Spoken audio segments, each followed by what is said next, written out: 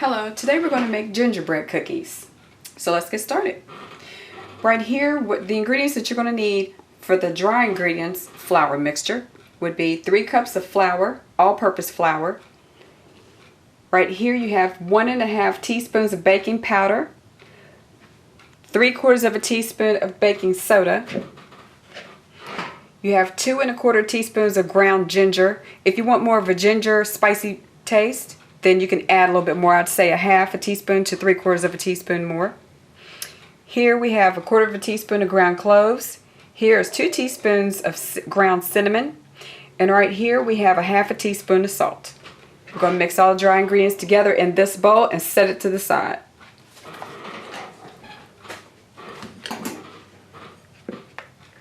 Here's the flour, 3 cups. Here's all of our spices, baking soda and baking powder. Let's whisk this together.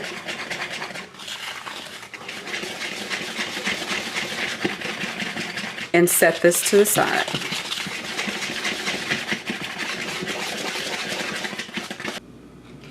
Next we're going to add our wet ingredients. Well, next we're going to mix our wet ingredients. Right here you have 3/4 of a cup of brown sugar, and here you have 6 tablespoons of butter. We're going to put these in, and we're going to cream them until they come together nice and smooth, but not light and fluffy. We don't want light and fluffy.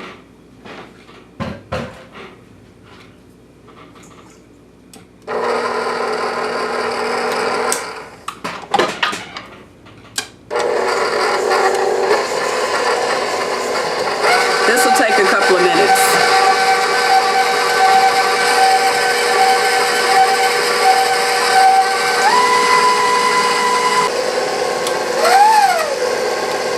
Okay, and this is how it should look, basically. Now, what you're going to do is add your 1 large egg lightly beaten. Mix until just incorporated. After that, you're going to add your 1/2 cup of molasses and 2 teaspoons of vanilla. So let's add the egg next.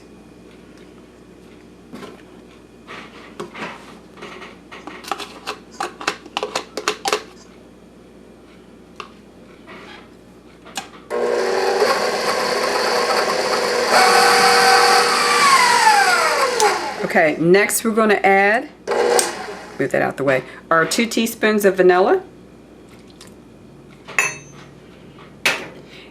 And next our half a cup of molasses. And again, mix this until this is well incorporated. Take this down, scrape down the sides, and you're going to add your flour mixture a little bit at a time until it's all mixed in. Now, this is mixed up. I'm about to add my dry ingredients or flour mixture that I mixed up earlier and set to the side. And I'm going to put in a little bit at a time to mix it.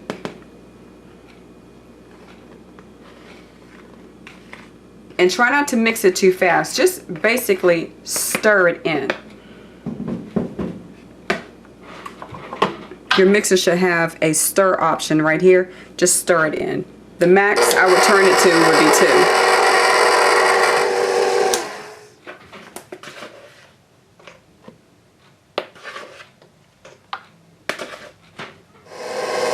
And scrape down the sides as you're doing this.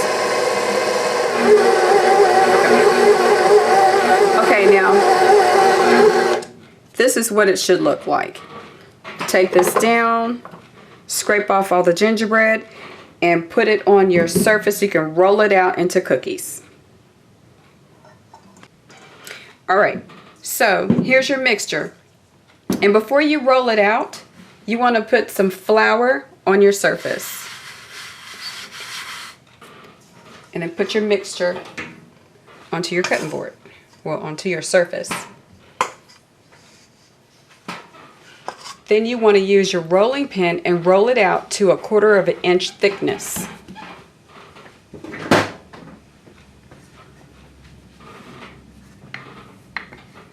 Of course, you want to flour your rolling pin also so that it doesn't stick to that. Don't be afraid of the flour.